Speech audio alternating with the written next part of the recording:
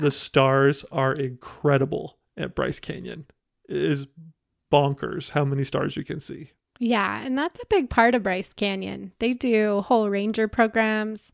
They have an astronomy festival. They'll get the telescopes out for you, put them in the parking lot of the visitor center, and you can look at things with the rangers. Mm-hmm. So, yeah, if you've never seen the Milky Way before, you will see it every night at Bryce Canyon. This is the Exploring the National Parks podcast with Dirt in My Shoes. My name is Ash, and I'm a former park ranger and the founder of Dirt in My Shoes. I think that the parks are best seen from the trail, and I'm here to make national park trip planning easy. And I'm John. I carry the kids on the trails, I tell stories, and notice all the things that Ash doesn't care about much, like rocks. Join us as we show you around America's spectacular national parks. We're sharing our favorite places, fun facts, adventures, and misadventures. And we'll even throw in a little trip planning. Let's start exploring.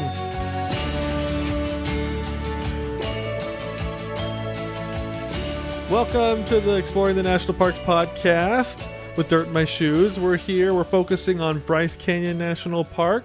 This is going to be a really fun episode, right, Ash? Yeah, I'm really excited to talk about our adventures and misadventures in Bryce Canyon. So you can laugh along with us and feel like you're on your own little Bryce Canyon vacation. Yes.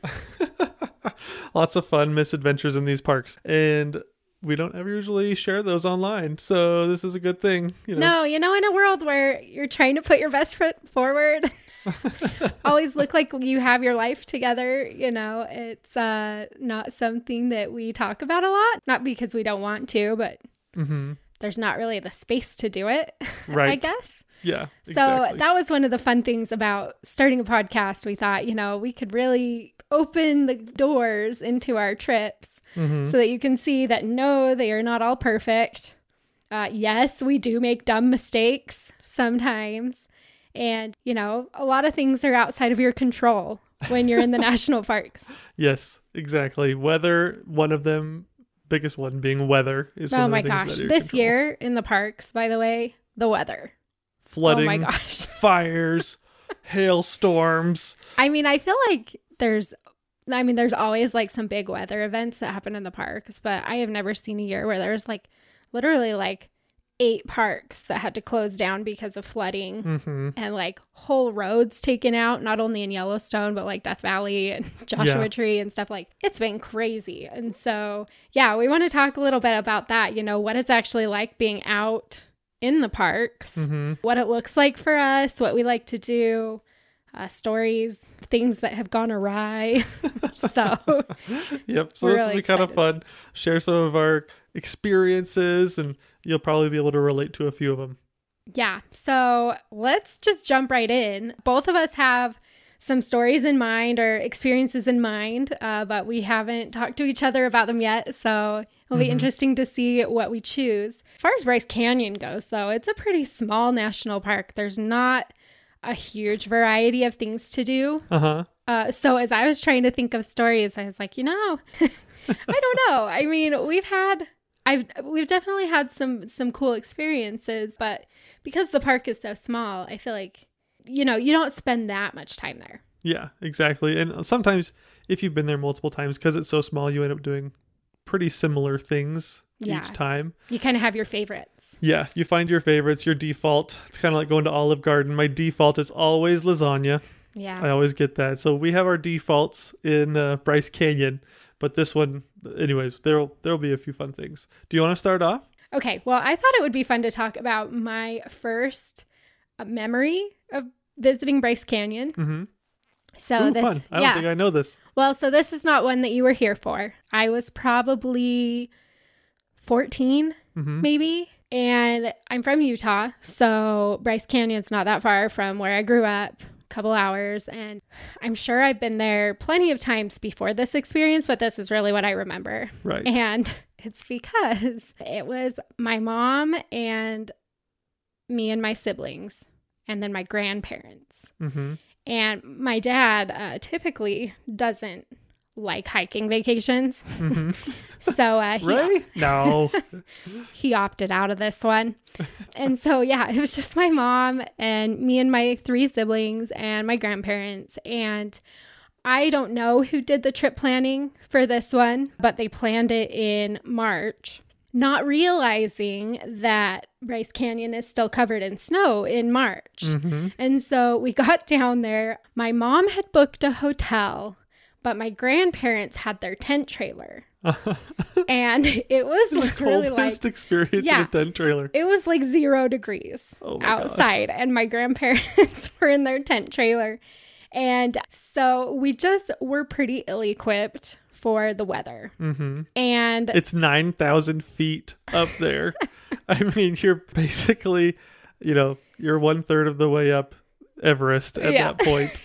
And so, and it felt like this. Bryce Canyon gets super cold.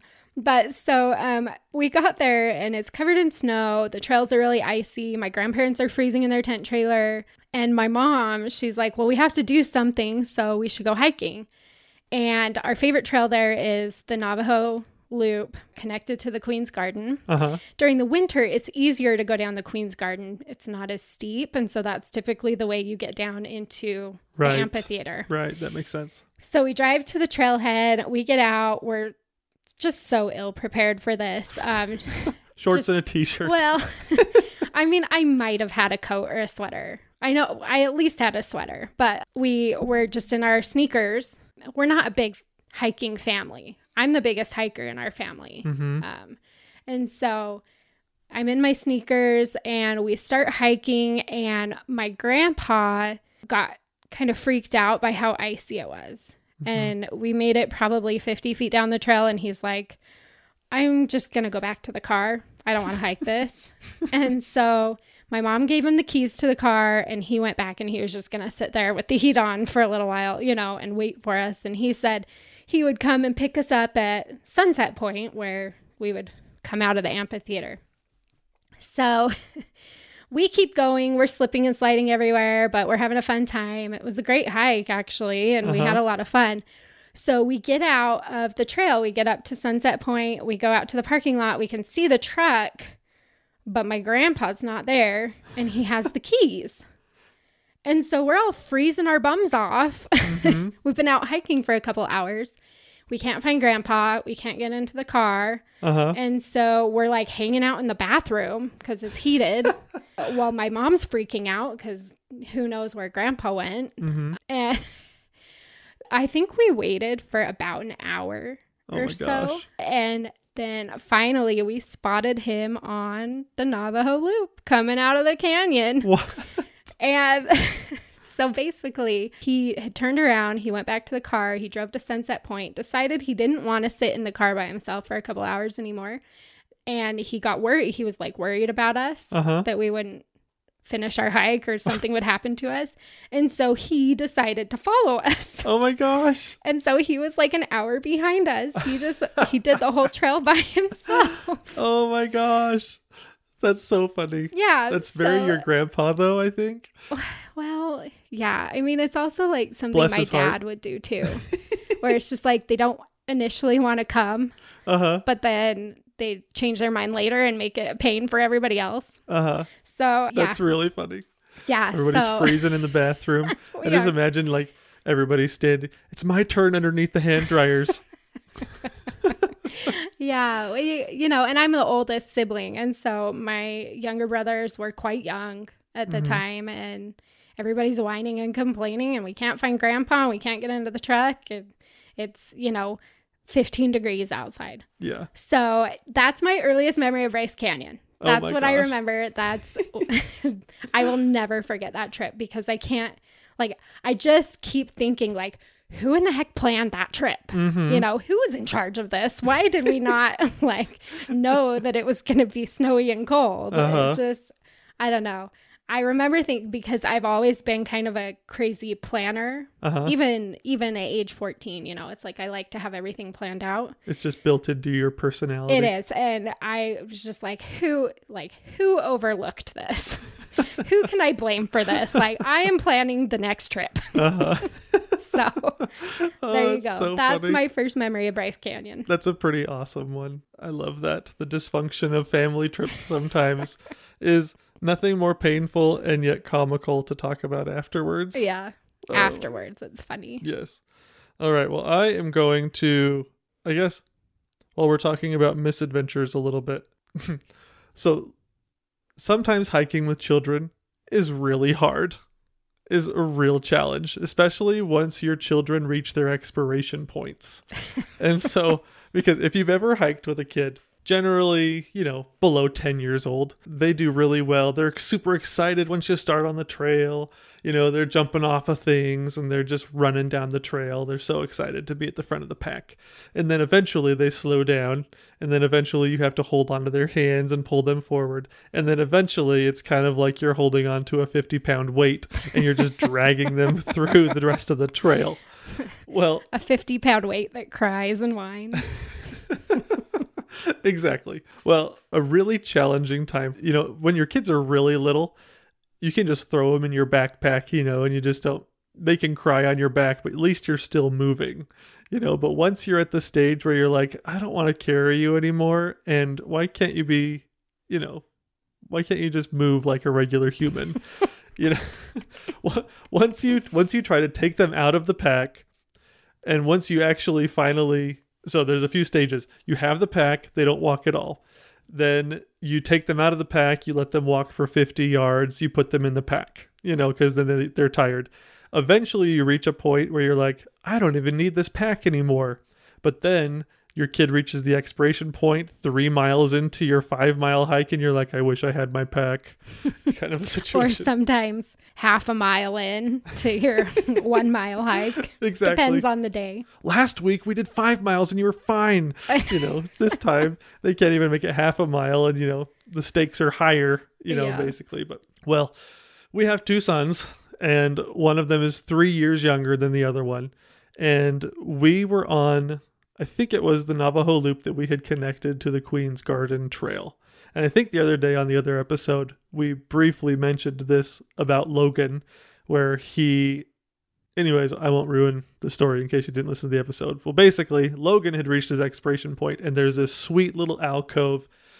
I don't know if it's part of a larger hoodoo or if it's just a rock that has like a little cave, but there's a little bench that we sit on almost every single time. I know which one you're talking about. Yeah, we sit on this bench underneath this little shaded area. We take a break and we usually have, one of those little Costco applesauces or, we have a little treat, granola bar or something like that before we start the rest of the trail. Well, we had bribed Logan 9 times basically by this point to give him a treat and we'll take a break, And so we were taking our break. We had just gotten, our little snack and everything. And I think what had just happened is now we were trying to convince him to begin hiking again, is I think what had happened.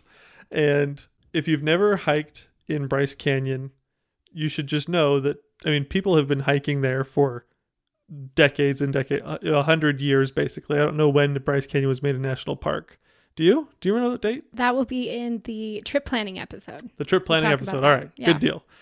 Well, people have been hiking there for a long time and it's desert soil. And so it's super fine soil. It's like you're walking through orange powdered sugar is kind of what it's like on really dry days. Well, Logan has reached his expiration point. We're bribing him. We finally convince him to get moving again. And he literally walks like 5 steps and foot hits a root, foot hits a rock. He just trips, full body belly flop right into this super fine trail dirt. And from head to toe, from like fingertip to toes, one half of his body is completely caked in this super fine dirt. Oh, I remember that because yes, it was funny, but I was so frustrated with him because he thinks that, if he can just keep taking breaks, then, eventually he'll be done. Yep. And we're just like, oh my gosh, just hike, please, so we can get off this trail. And yes, I remember because when he tripped, I was like, you've got to be kidding me.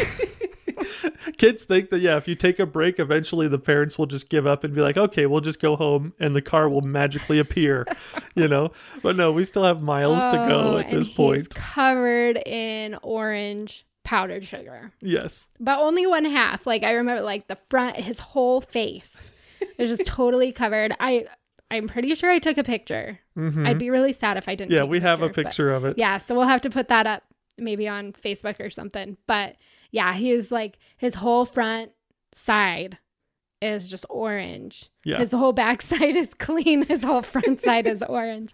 Yeah. I think there was even a moment where, like, when people in the movies have something like this happen, that when they're baking and cooking with flour or something like that, like they open their eyes and like the flour like falls off of their eyelids. Yeah. Well, and then he's trying to breathe and he's like breathing orange dust.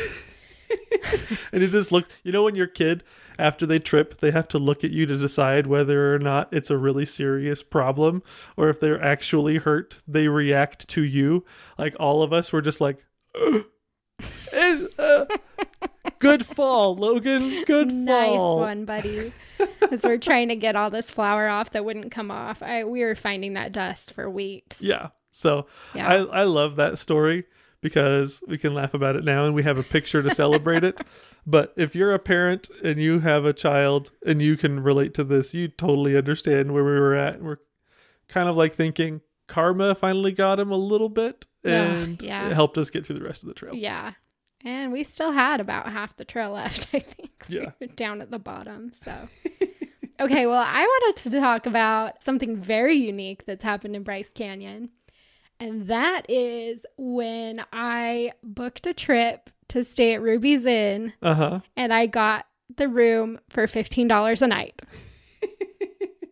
$15 a night. That was such a deal. With free breakfast. Mm-hmm. So they were losing money on that deal. And, oh yeah, well, I ate enough bacon that I ate my value's worth out of that for sure.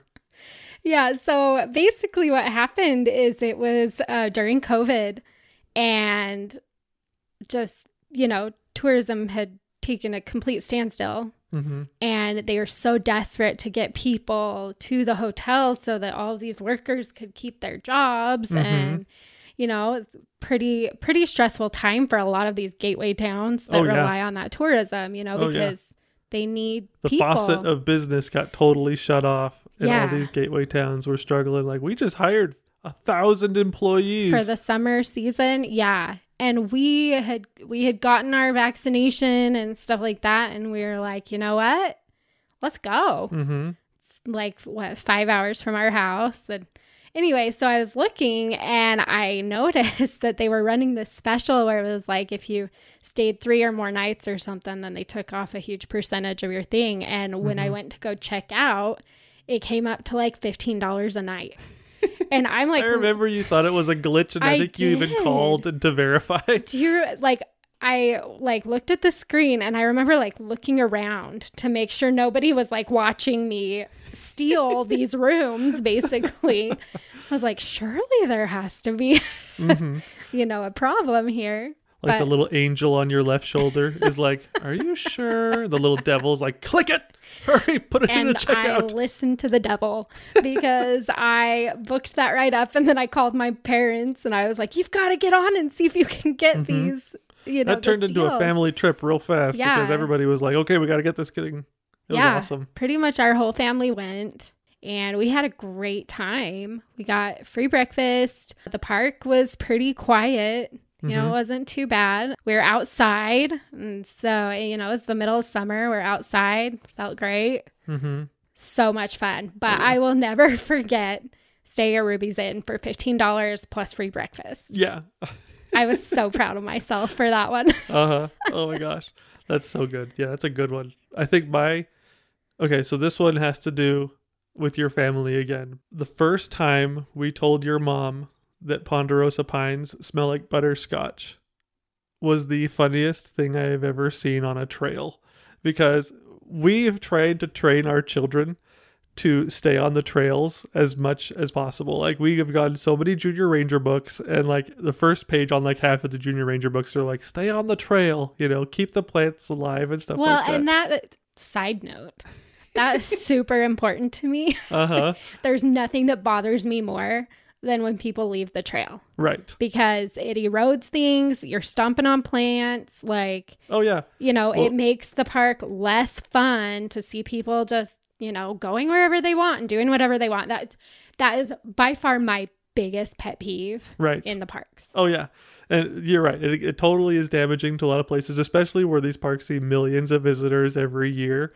And, whether you're in Mount Rainier where there's tons of wildflowers, or in a desert landscape like this where, the plants are super fragile because they have to survive desert conditions, it's really important to stay on the trail. That being said. Yes.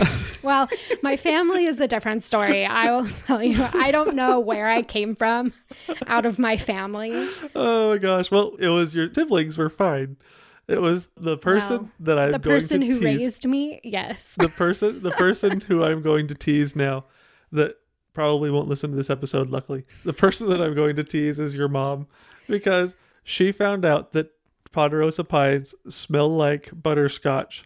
And that woman, it was like watching a kid when you go to an arcade. It was like you give them a quarter, they play a game, and then they move on to the next game. Like, I gotta have more. Jumping around. I gotta have more. Gotta have more. It was amazing. It's like she was getting high off of these butterscotch trees, and she's just like crisscrossing the trail. Oh, look at that big tree over there. And she crosses the trail. And I'm just like, mother-in-law. And so she's just crossing. And my sons, at the time, my 7-year-old and 4-year-old sons are both like, what's Grandma, going on with get Mimi? Off the trail. Mimi's a bad junior ranger. And she's just like traversing. It's like I think the hike, the one hike that I'm thinking of, the Bristlecone Loop Trail, I think is like a 1.5 mile. She did 4 miles on that trail, man, because she was just crisscrossing, like jumping between. You probably don't know this, but this is kind of what it felt like to me. Back in the day, there was a Nintendo 64 game system, and there was a GoldenEye 007 game, and like one of your tools was like this grappling claw, so that you could like shoot it like Batman kind of, and you could like grab onto the building, or Spider-Man, and like you'd like grapple one thing and then you'd move to the next, and you just like Spider-Man go between things. She just reminded me of that game, like going back and forth between these trees, just like it's the funniest thing to watch a grown woman be so excited about smelling trees. That was my favorite thing. So this is also the roast of my mother-in-law. Besides being just this episode, I would like to say some nice things as well, because roasts, you're supposed to say nice things. She's a wonderful woman. She's a great lady, very kind. She loves Jesus. So I have to say, though, I'm a little bit ashamed, because the next story that came to my mind in Bryce Canyon is also about my mom.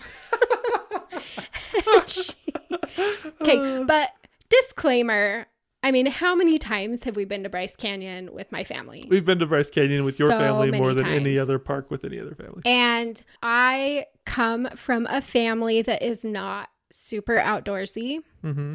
I was the one who always wanted to go camping and hiking, and when I got my job as a park ranger, like that kind of came out of left field Mm-hmm. a little bit for my family, because we were never that outdoorsy. Right. We would try.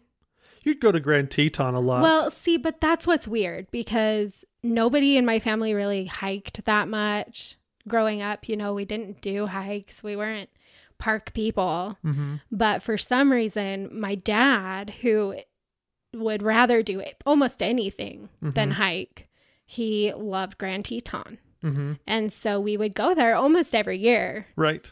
Which is what really developed my love for the national parks, was going to Grand Teton with my family and making those memories and stuff. But like when we went to Grand Teton, we didn't hike.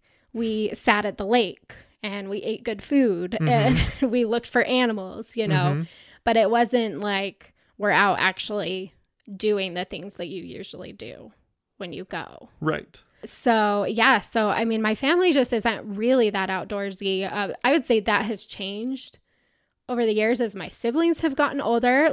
Yeah, I think if they heard you say that they weren't outdoors, they'd be like, whatever. Yeah, no, But they're now totally they're pretty outdoorsy now. outdoorsy. Yeah, but it wasn't really because of our upbringing. I don't think, it's just something we've all kind of found that we love Right. later. Mm-hmm. So your mom. Yeah. But we do go to Bryce Canyon a lot. My family loves Bryce Canyon. It's, within half a day's drive. So all that to say that my mom is really funny because she does like to go out and explore. Mm-hmm. And she was always pretty good at taking us exploring. Mm-hmm.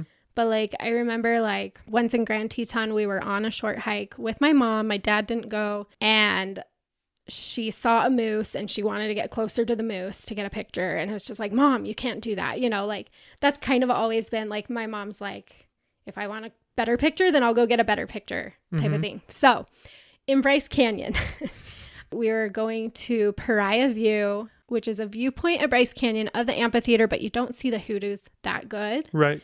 But it's really great for sunset because it's like the only place in Bryce Canyon where the hoodoos actually like. The shadows are the right direction. The sun is the right direction. The lighting is good for sunset. And so we were doing that. So at sunset, we went to Pariah View. We got our pictures, and it was just me and my mom and my brother in the car. Mm-hmm. And we're driving back to Ruby's Inn. This was the trip that I got $15 hotel rooms. Oh, I think I know what story this is. Yeah. So we're driving back, and we see a deer on the side of the road. Mm-hmm. Which is really cool. Describe the car your mom is driving. Okay, so my mom drives this cute little blue convertible. She just loves to cruise around in it. Like she lives her best life in that convertible. Yes. But so we're driving around and we're driving home and we see a deer on the side of the road and my mom looks at it. But what's people's first response usually when they see a deer on the road? Okay, yeah, usually you brake. Yeah. Yeah. Brake. Okay, So she looks at the deer and she goes, oh, I can't stop laughing. She goes, where there's one, there's more. And then she like revs the engine, pushes on the gas pedal to the metal, like driving past this deer. My brother and I both look at each other like, we're going to die. We're going to die today.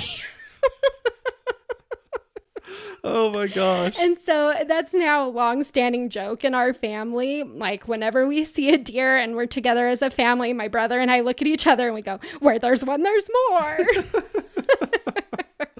Oh my gosh, it's so true. We can't help but say that and then just laugh. Oh my gosh, it was so funny. Like pure terror on both of our faces. Oh like, yeah, you got to brake, Mom. Like there are more. There was like 10 deer right there. Oh yeah, you hit a deer in a convertible. That thing's coming right up over the top. You guys probably didn't have the top down, so that deer is gonna land in the back of your car like in Tommy Boy.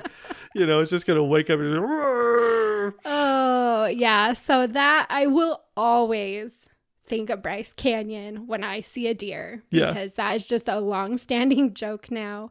And I love my mom. She is the best. Mm-hmm. She's so great.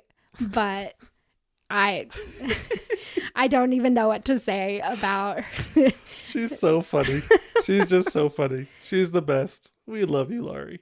Okay, very good. I guess we should stop picking on your mom. Yeah.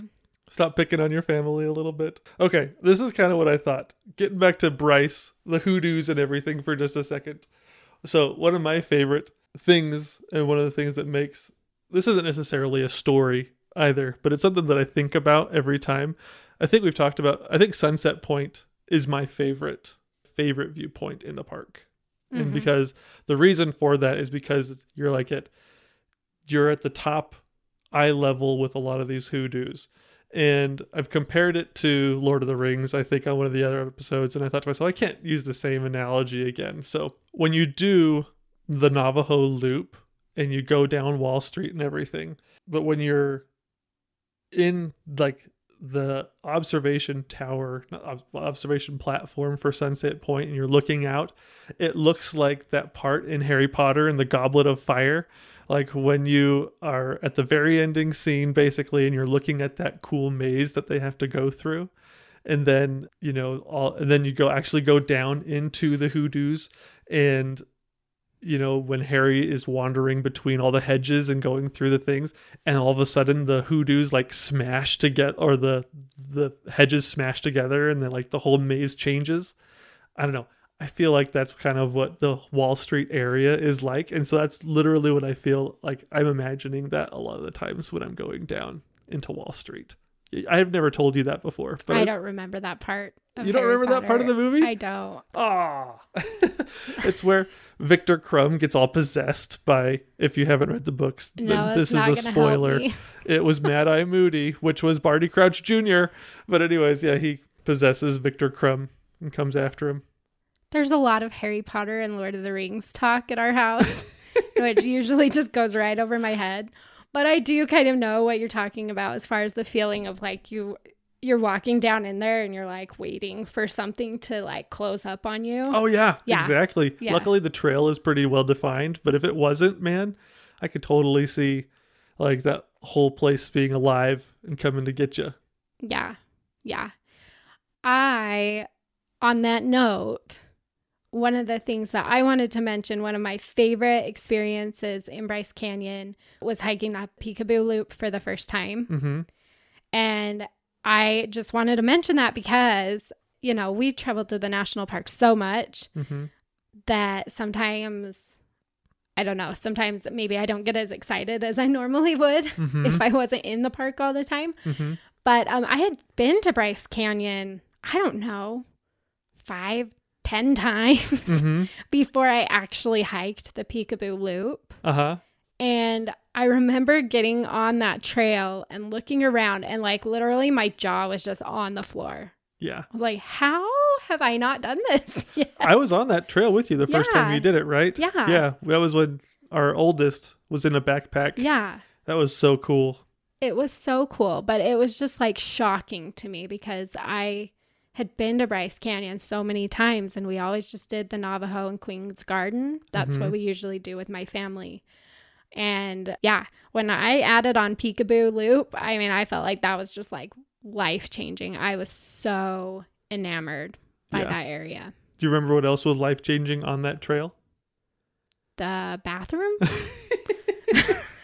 Yeah, exactly. Because by the time you get to like the farthest point of the Peekaboo Loop, You've been out for a while. you haven't been to the bathroom in Yeah. a long time. And Bryce Canyon's not really somewhere where you go find a tree to No. pee behind. No, there's not. There's not really a lot of options. And so I remember we were walking along. We made this turn and we saw like a little tiny sign for a little porta potty kind of a thing, and I was just like, Praise the Lord. Oh, Hallelujah. "Thank you so much." It was the best thing. Yeah. that Well, bathroom. you know that your life has hit a new low when you're excited to see a porta potty. Yeah, But- exactly. Yeah, that trail is so cool. I absolutely love that trail. And I just remember getting on there and being like, I feel like I've seen Bryce Canyon. And then you get down in there and it's like, no, I Mhm. have been missing a very cool part of Bryce Canyon. Yeah, no, it was so neat. For It was those of you super that cool. want to do the Peekaboo Loop, but maybe don't want to do the whole hike because it is a lot of hiking, you can take a horse ride down there. Mhm. That's a horse trail. I think that did surprise me when we were down there. I was like, oh, cool. Yeah. I mean, that's a great option. We typically try to stay on our feet. Mhm. Mostly. I love hiking. Hiking is just, it's so therapeutic for me. And I think that it just takes you to the coolest places. And so it's always a big priority for us when we're in the national parks. But if you don't hike or you don't want to do that trail, then join the horseback ride. Yeah, that would be a lot of fun. It's such a cool area. So I do love that. One of my favorite experiences that we had is this was because we were so well prepared.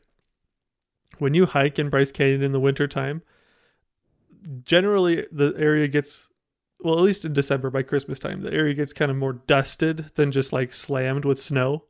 And so a lot of the trails, they have a kind of like it's almost like a sheen, like a small layer of ice where the snow has been compacted. That little bit of dusting that the park gets has been compacted into just a nice sheet of ice.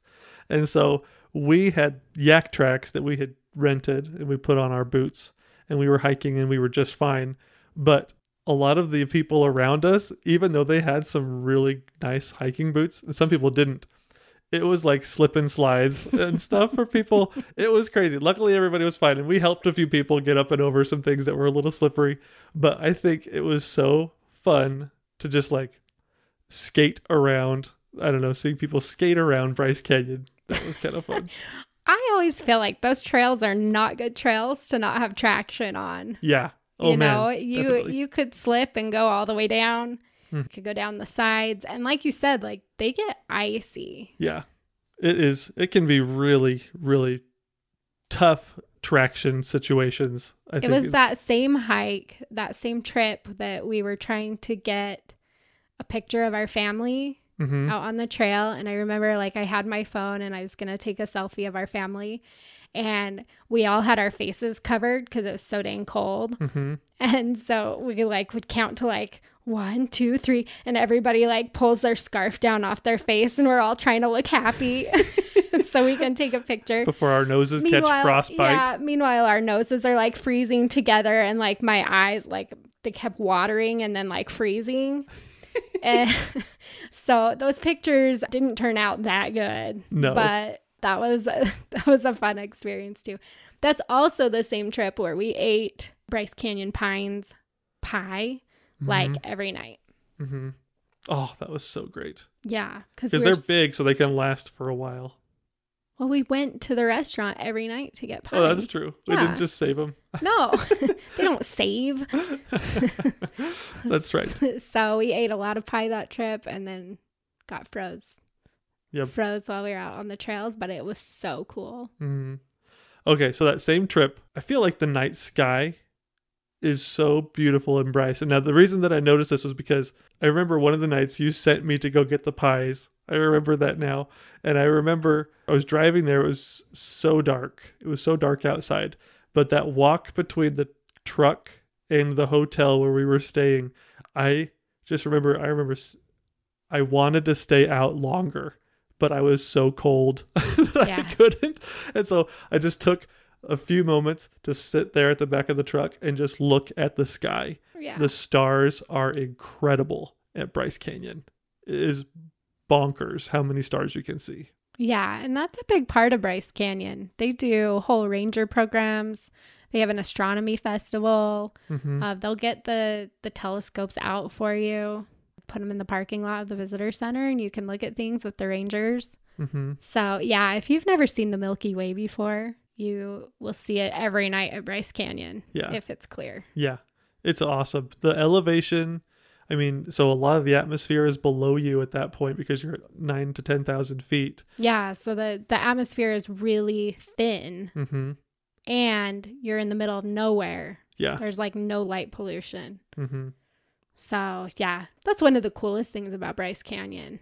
We've joined ranger programs like that before, and our kids still talk about how they got to see Saturn and, you know, so that's super cool at Bryce Canyon. Yeah. So this will be the last one that I'll share, but it's not necessarily even like a story, but I love to take advantage of golden hour and Bryce Canyon. And I feel like almost every time that we're there, we have an opportunity where we kind of walk along the rim a little bit around sunset, and it just blows me away every single time. Like even our kids seem to sometimes get a little bit quieter. It's kind of amazing. Like it's almost like a reverence in a way where you kind of walk along the rim trail, maybe around sunset or sunrise point, because it's a pretty easy area to just stroll along because it's a paved rim trail. But I feel like, you know, you just lean up against some of the fences sometimes and you just look out over these hoodoos, and just as the sun sets, it kind of just gets quiet. And almost every time that we're there, we get to do this. And it is just so fun. Even the kids, like I said, they're just like recognizing, wow, this is awesome. Yeah. Golden hour is my favorite time to be out.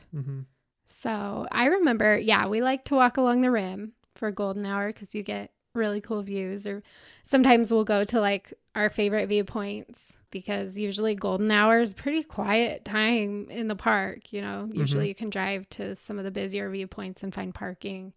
So we'll do that. I also remember last time we watched golden hour at Bryce Canyon, we were on the Fairyland Loop.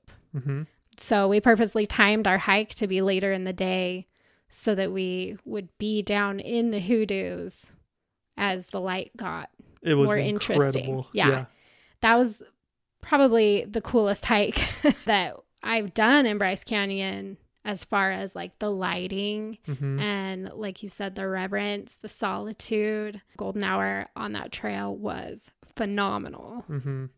Yeah, it's so cool. A lot of times, because you'll notice as you get into Bryce Canyon, there's a lot of large groups in buses and things like that. And a lot of times those buses depart before golden hour comes. And so the park does get a lot quieter. You know, there's a lot of people go out to dinner and things like that. But if you can head back into the park or something, or just if you're there, take advantage of it, because it just blows you away every time. And I love that. It's one of my favorite things. Not because we always get the best pictures, because sometimes I don't take very good pictures, but it's just so pretty. Yeah. So. And if you're listening and you're wondering what golden hour is, we should probably mention. So that's it's like an hour or two before sunset. Yeah. So you don't, like, the sun's not down, but it's low enough in the sky that it just makes like really interesting shadows. It's not as harsh. Because at Bryce Canyon, it can get pretty harsh. Yep. Sometimes it's hard to get really nice photos of Bryce Canyon, especially in the middle of the day and if there's no clouds and stuff, because the sun is very bright. So that's why, especially in Bryce Canyon, we love to be out at golden hour, because the sun dips down and then you get like the shadows on the hoodoos and the light is softer and it turns a like gorgeous shade of yellowish orange that mixes with the hoodoos. Yeah. It just makes it so cool. Yeah, it's so great. So anyways, I just wanted to share that. And I think that people could really take advantage of that opportunity while they're there. You know, it's just, so good. Now, that was a good ending spot. But something else popped into my mind, actually, that you never mentioned. And it wasn't in Bryce Canyon, but this is just, I think, a good example of Mother Nature and how careful you have to be sometimes when you're out in these parks. Because if you drive along Highway 12 near Bryce Canyon, a lot of people like to go out to Calf Creek Falls, which is a really popular waterfall in Utah, but it's not that far from Bryce Canyon. So a lot of people will do that while they're at Bryce Canyon. And you went this last time that you were down there. Yeah, I didn't tell a story because I just it's not Bryce Canyon, exactly, but it paints a picture, because these landscapes are changing constantly. You know, maybe not super dramatically like this story will be, but they do change, and you have to be careful. Yeah, on the trail. Tell them what happened, because I about had a heart attack when you came home and told me this. Okay, so Calf Creek Falls, it's a beautiful waterfall. If you Google it or something like that, I mean, it's this beautiful desert waterfall that I'm not exactly sure how tall it is, but it goes down into this little pool where you can swim, and it is just awesome. It's so pretty. But that water gets so cold, by the way. Side note. Yeah. I got hypothermia swimming in that water. I made myself sick when I was 16, I think I was. Yeah, I was literally nauseous. I could feel my heart stop beating when I was under the water. Oh, so, wow. That was a side note, but I did give myself hypothermia at that waterfall. Oh, man, that's awesome. Most people get out of the water before that happens. Yeah, well, never mind. I was just a stupid teenage girl.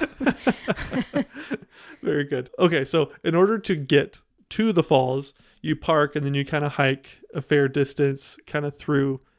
It's not a slot canyon, but it's its own little canyon. You kind of follow the water a little bit and you go, I think it's a few miles, but it's a beautiful hike. But you're surrounded by these red rock cliffs that are at least, 75 to 200 feet tall. That's a big range. It is a big range.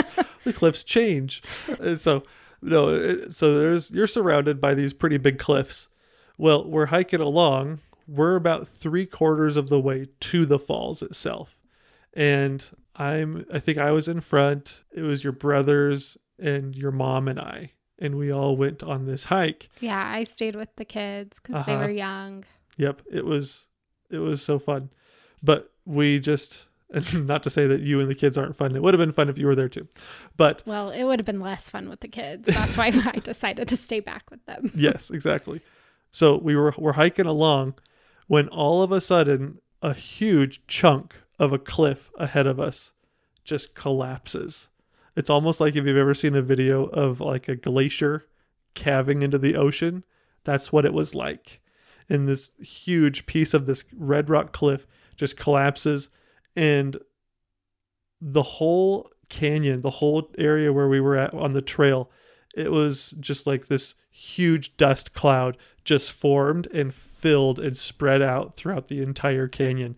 And we're just standing there because it was literally 300 yards tops ahead of us, which isn't that big when you're out in the wild like that. I mean, it was at maximum, that was how far away we were from it. So another 2 minutes hiking and we would have been right where it fell. And we waited for a while. Me, my brothers-in-law and I, we were just yelling into the clouds like, is there anybody up there? Hello? Because we weren't sure if it was still kind of collapsing. We didn't hear any more loud cracking or anything like that. And if there was anyone on the trail right there, yeah, my gosh. So we kind of debated amongst ourselves for a couple of minutes whether or not it was safe to go up there. And then eventually we did. And we continued on the hike really tentatively. And then we finally made it to the place where it fell. And literally all that rock landed right on the trail. Oh. Oh, it makes me like sick to my stomach. I don't know. I stopped to tie my shoe once or something like that. You know, that would have been the difference between, you know, getting pancaked by these massive rocks that fell off of, you know, the sky is falling type of a situation. So it was crazy. So when you're in these desert locations, when you're in these desert parks on these hikes, keep your eyes up. Not that it will make that big of a difference. And this isn't meant to scare you, but like things happen. But, you know, when you're out in nature, there's just so many things that can happen that you have zero control over. Mm-hmm. And I think that's what I love so much about the national parks, actually, because it feels like you're so small. Yeah. Like you're so inconsequential, mm-hmm. but in a really cool way, mm-hmm. because you're surrounded by just all this beauty, but all of this unknown, you know, and things that you can't control. So I love that feeling. It's one of my favorite feelings in the national parks. But that's basically what you're staring at when you're at Bryce Canyon, mm-hmm. right? You're looking at erosive journey of these rocks, and mm-hmm. things are constantly changing. Things do fall down, you know, and so it's just a really good reminder that yes, like you need to go out and have fun and have a great time, but like you also need to take whatever precautions you can. A lot of times that's why they tell you to stay on the trail. Yeah. You know, because they're trying to keep you safe. Right. So I just but I love that regardless of your story, because that is super scary. And mm-hmm. I was like, I don't know. It makes me sick to think about it. If you would have just been a little bit closer to the waterfall. Oh my gosh. But yeah, but I mean, you can stand in awe of these natural forces sometimes. Stand in awe of these giant geologic and natural forces that are shaping the world around you in these natural places like this, because they are so much more powerful than we can even imagine sometimes. Yeah. Well, and that's to me the beauty of Bryce Canyon. Yeah. That's what I love about it, is that you're literally seeing nature at work. Mm-hmm. And you know, you're looking at a timeline. It's kind of like nature's Picasso, isn't it? Yeah. And it's just so cool to be out there in it. And to have the reverence for that, but to feel so empowered by it at the same time. So Anyway, that's my little side note. Super scary experience, but you know, don't let things like that stop you from going out, but just make sure that you're, you know, taking the proper precautions when you're out in the national parks. Yes, exactly. Stay on the trail, you know, watch out for signs if they tell you something's unstable, but in general, you'll be fine if you're doing the right things and you'll be safe, but you'll be able to enjoy the place. It's an amazing park. The hoodoos are so cool. Get on the trail, enjoy this place, have your own adventures. Yep, and eat some pie. Yeah, and eat some pie. Thanks for exploring the national parks with us. Please share, like, and subscribe. And if you need any help planning your own trip, click on over to dirtinmyshoes.com. See you next week. Same time, same place. And don't forget to get some dirt in your shoes.